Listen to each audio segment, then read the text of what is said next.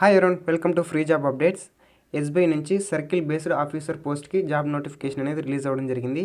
So ఈ notification యొక్క application starting date and ending date చూసుకున్నట్లయితే 29 జాన్ 2026 నుంచి 18 ఫిబ్రవరి 2026 వరకు అయితే అప్లై చేసుకోవచ్చు. హాల్ టికెట్ని మార్చ్లో డౌన్లోడ్ చేసుకోవచ్చు. ఆన్లైన్ టెస్ట్ అనేది మార్చ్లో కండక్ట్ చేయడం జరుగుతుంది. స్టేట్ వైజ్ వేకెన్సీస్ చూసుకున్నట్లయితే ఆంధ్రప్రదేశ్ స్టేట్కి టోటల్ 97 వేకెన్సీస్ ఉన్నాయి.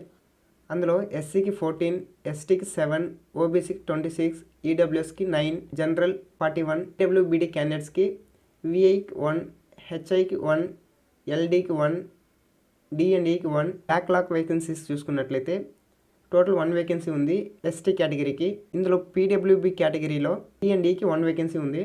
లాంగ్వేజెస్ చూసుకుంటే తెలుగు కానీ ఉర్దూ కానీ వచ్చి ఉండాలి. తెలంగాణ స్టేట్కి టోటల్ 80 వేకెన్సీస్ అయితే ఉన్నాయి. ఎస్సీకి 12 వేకెన్సీస్, ఎస్టీకి 6 వేకెన్సీస్, ఓబీసీకి 21 వేకెన్సీ, ఈడబ్ల్యూఎస్కి 8 వేకెన్సీస్, జనరల్ కేటగిరీకి 33 వేకెన్సీస్, పీడబ్ల్యూబీడీ కేటగిరీస్కి ఏకి 1, హెచ్ఐకి 1, ఎల్డీకి 1, డిఎండ్ఈకి 1 వేకెన్సీ. లాంగ్వేజెస్ తెలుగు కానీ ఉర్దూ కానీ వచ్చి ఉండాలి. ఎలిజిబిలిటీ క్రైటీరియా చూసుకున్నట్లయితే గ్రాడ్యుయేషన్ కంప్లీట్ చేస్తుంటే సరిపోతుంది.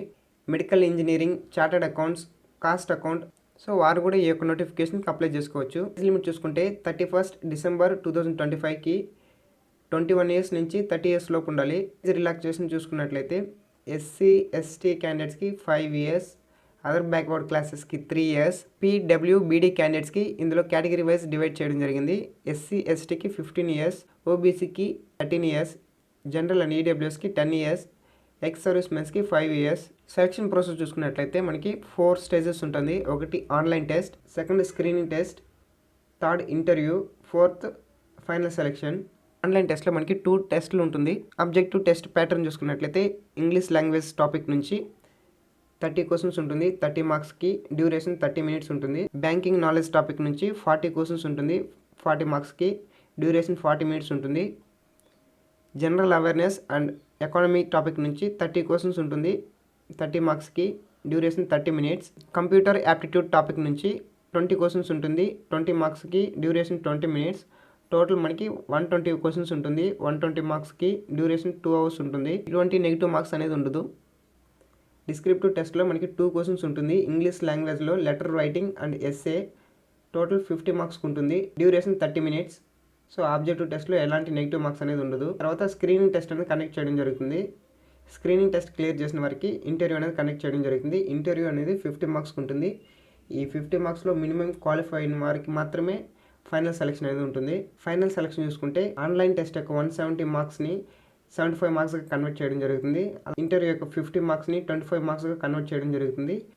టోటల్ 100 మార్క్స్గా కన్వర్ట్ చేసుకుని ఇందులో టాప్ క్యాండిడేట్స్ ఎవరు ఉంటారో వాళ్ళని ఫైనల్ లిస్ట్లో సెలెక్ట్ చేయడం జరుగుతుంది. లోకల్ లాంగ్వేజ్ ప్రొఫిషియన్సీ టెస్ట్ అనేది కండక్ట్ చేయడం జరుగుతుంది. ఇందులో 10th అండ్ ఇంటర్ సర్టిఫికేట్ ఎవరైతే ప్రొడ్యూస్ చేస్తారో లోకల్ లాంగ్వేజ్ ఎవిడెన్స్గా వారికి ఈ టెస్ట్ అనేది స్కిప్ చేయడం జరుగుతుంది.